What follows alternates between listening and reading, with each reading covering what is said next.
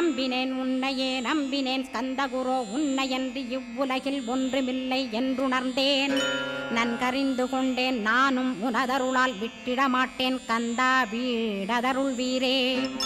நடுநற்றித்தானத்து நானுனை தியானிப்பேன் பிரம்ம மந்திரத்தை போதித்து வந்திடுவாய். சுழுமுனை மார்க்கமாய் ஜோதியைக் காட்டிடுவாய் சிவயோகியாக எனச் செய்திடும் குருநாதா. ஆசையறுத்து அறநடியைக் காட்டிவிடும் மெய்யடியராக்கி மெய்வீட்டில் இருத்திவிடும். கொங்கு நாட்டிலே கோயில் கொண்ட ஸ்கந்தகுரோ கொல்லிமலை மேலே குமரகுருவானவனே.